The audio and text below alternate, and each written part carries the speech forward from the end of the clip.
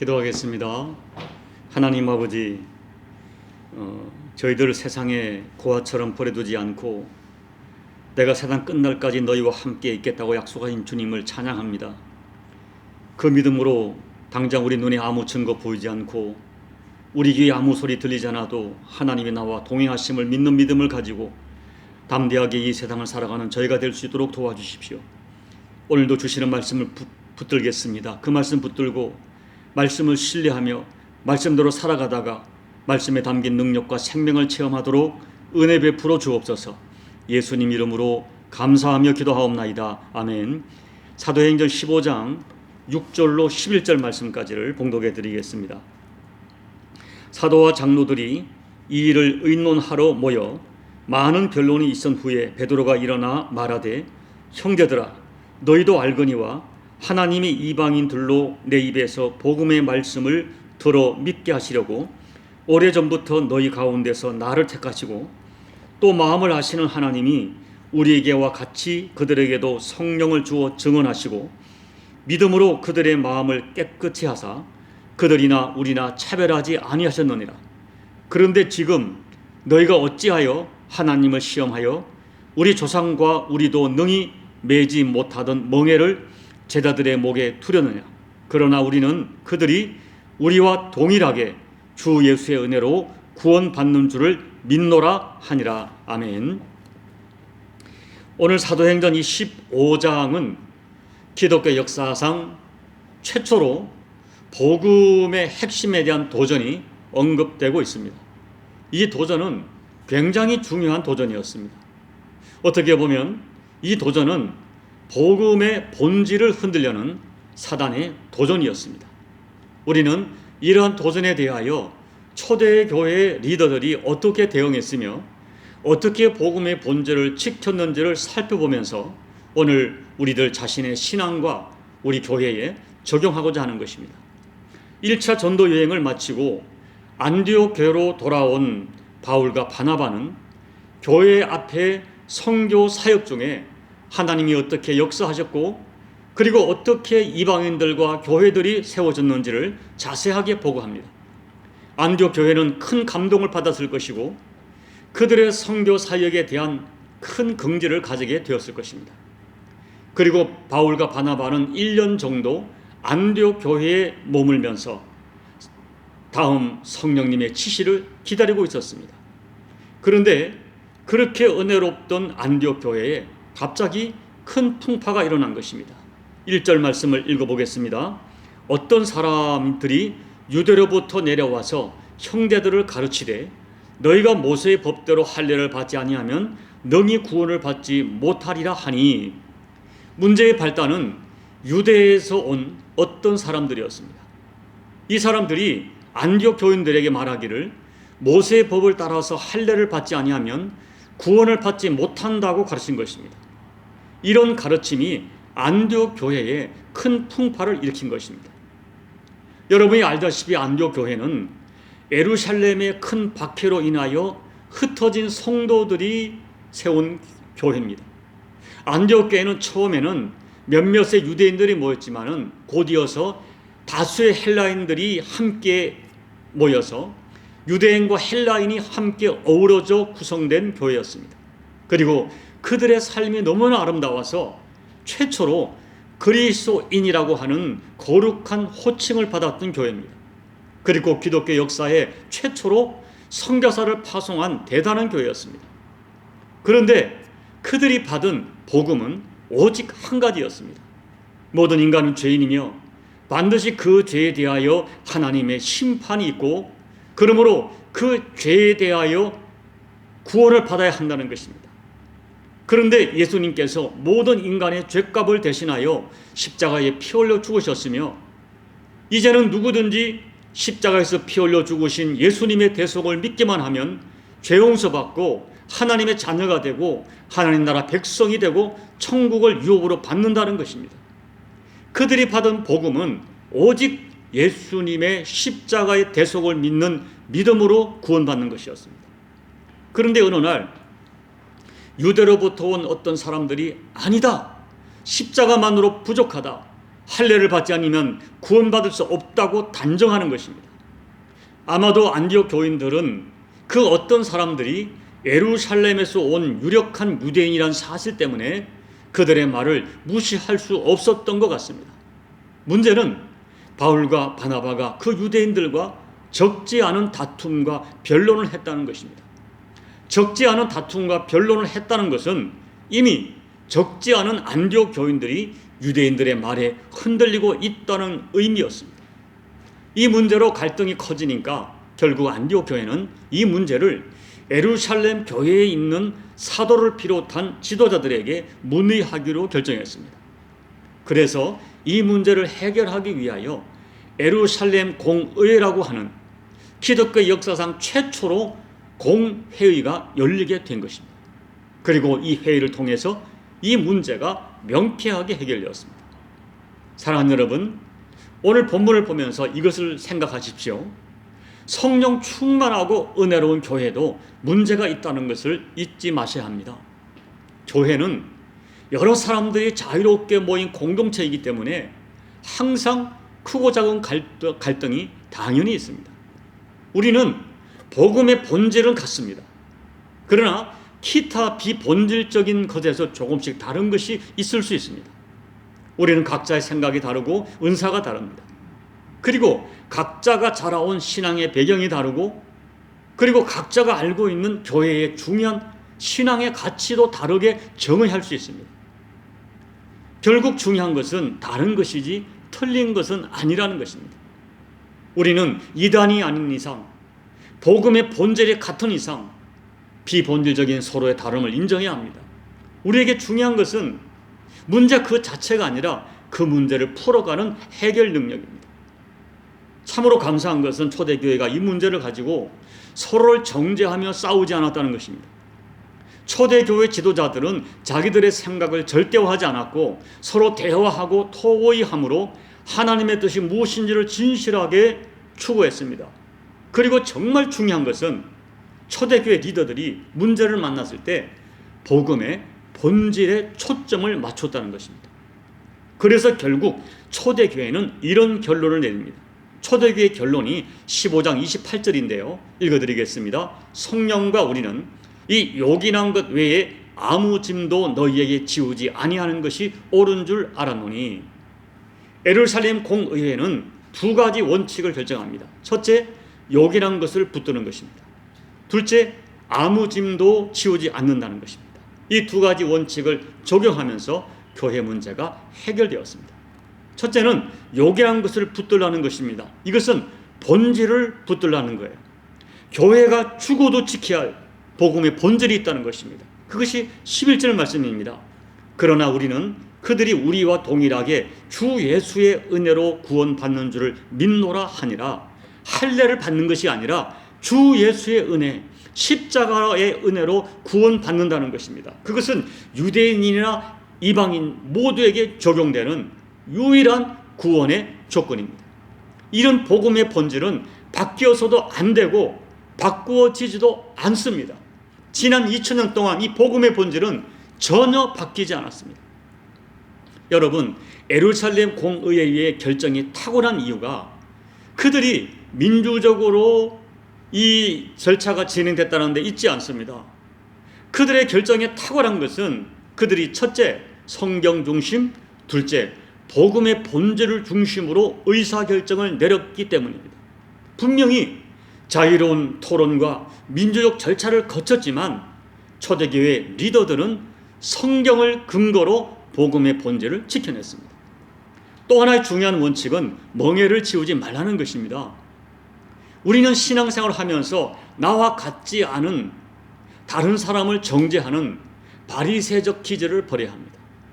누구든지 소중하게 지키는 신앙의 전통이 있습니다. 그 전통으로 다른 사람을 정죄해서는 안 됩니다.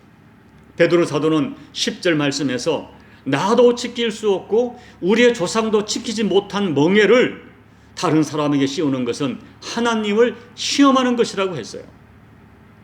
분명히 신앙의 거룩한 습관과 전통은 아름다운 것이고 권장해야 하지만 그것이 신앙의 본질이 아닐 수 있습니다. 예를 들면 새벽 기도는 매우 중요한 신앙 행위, 신앙의 전통입니다.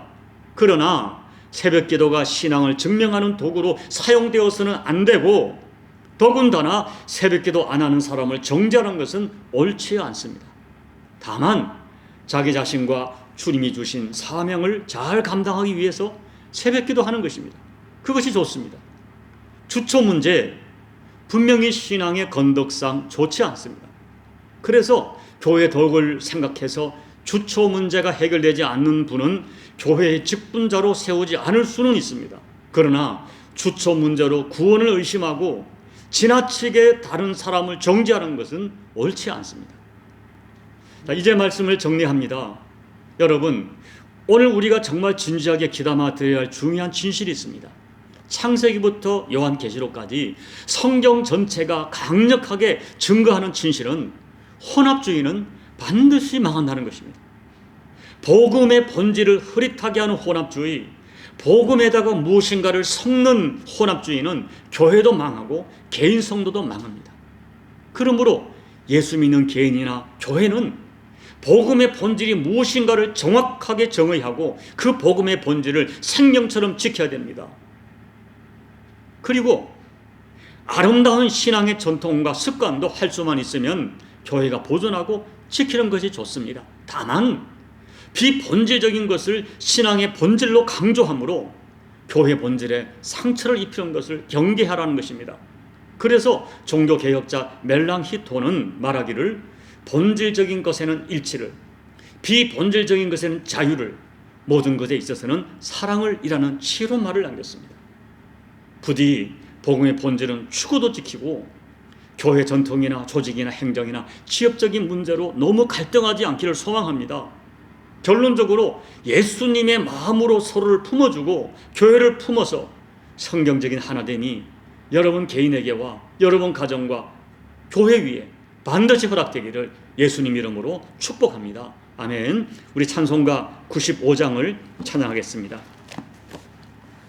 나의 기쁨 나의 소망 되시며 나의 생명이 되신 주 밤낮 불러서 찬송을 드려도 늘 아신 마음 뿐일세 나의 사모하는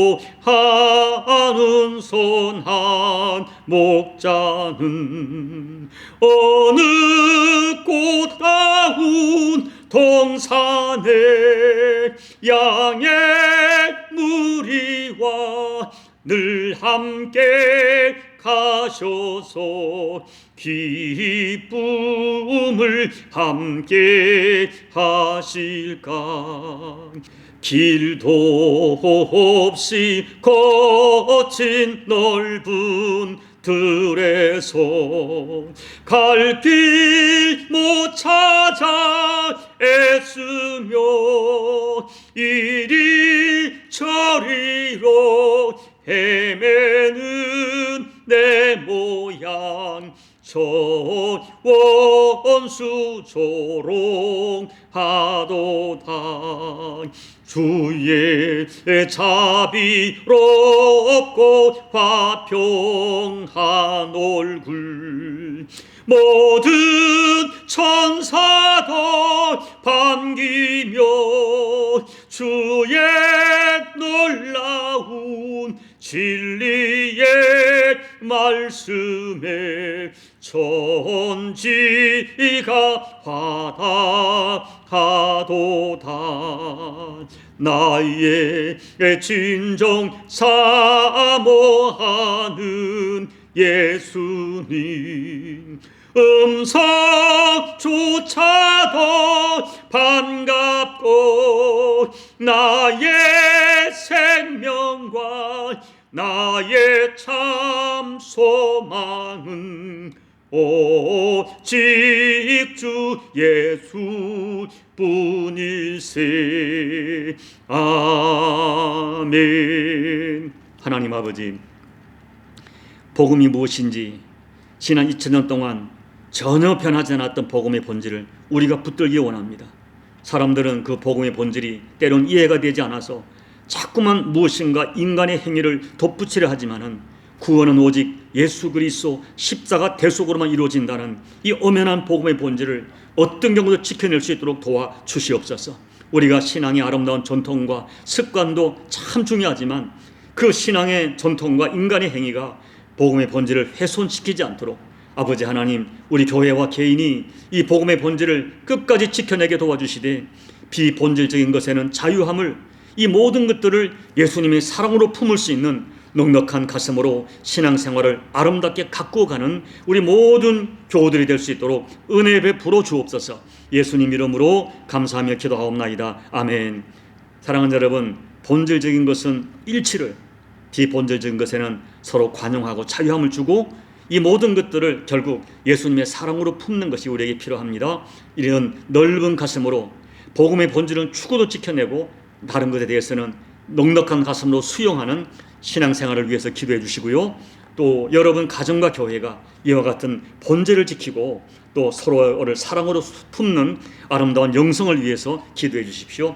조국 대한민국에서 기도해 주시고, 그리고 우리 코로나를 고통하는 열방과 전쟁 중에 있는 국가를 위해서 중보하 기도해 주시고, 여러분 각자의 개인 기도로 예배를 마무리해 주시기 바랍니다. 기도하겠습니다. 아버지 하나님, 오늘 이 참 초대교회 도전이 왔지만 이 초대교회 리더들, 안교교회 리더들과 초대교회 예루살렘교회 리더들이 이 문제를 성경적으로 그리고 복음의 본질적인 측면에서 아름답게 지켜간 것을 감사를 드립니다. 이 아버지 하나님, 지난 2000년 동안 수많은 도전이 있었지만 아버지 예수 그리스도 오직 성경대로 주님이 이 땅에 오셔서 성경대로 죽으시고 성경대로 부활하신 오직 예수님의 십자가로 구속받는 복음의 본질은 전혀 변하지 않았습니다.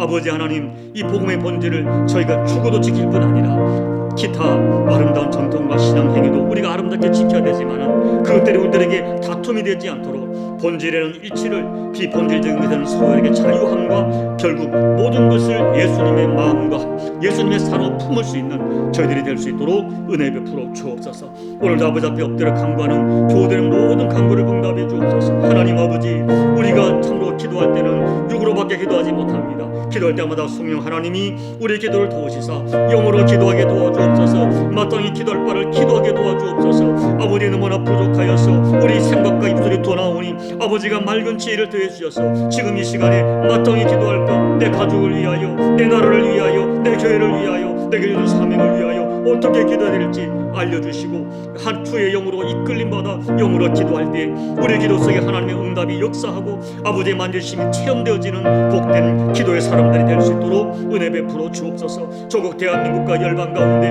여전히 공고함이 있고 갈등이 있고 분열이 있고 아픔이 있지만은 이 모든 것들이 사람의 뜻대로 이루어지지 아니하고 아버지께서 진행한 줄로 믿습니다. 하나님 아버지, 사람이 계획을 세우고 사람이 악을 행할지라도 여전히 배워서 기도하는 주의 백성들의 기도를 들으시는 주님, 주님께서 이루시는 것을 믿사오니 아버지 하나님, 아버지 하나님, 믿음으로 오늘도 기도하는 조국의 의인 실천을 기억하셔서 하나님 주시는 긍휼하심이 조국 대한민국에 마르지 않게 도와주시고 고통하는 열방 가운데 마르지 않도록 아버지 하나님 은혜 베풀어 주시옵소서. 아버지 하나님, 이 종에게도 선한 지혜와 맑은 영감을 더해 주셔서 아버지 교회 리더로서 하나님의 교회를 아름답게 잘 아버지 하나님을 섬기게 도와주시고 교회 모든 갈등과 문제를 성령 주시는 지혜로 말미암아, 성경적 지혜로 말미암아, 복음의 본질을 붙들고 말미암아 아름답게 해결해 갈 수 있도록 선한 지혜로 인도해 주시기를 기도하고 소원합니다. 아버지, 참으로 지혜가 부족하오니 성령 하나님 맑은 지혜로 날마다 역사해 주셔서 성령님이 이끌림 받는 아름다운 목양을 감당할 수 있도록 아버지 은혜 베풀어 주시옵소서. 은혜 베풀어 주시옵소서.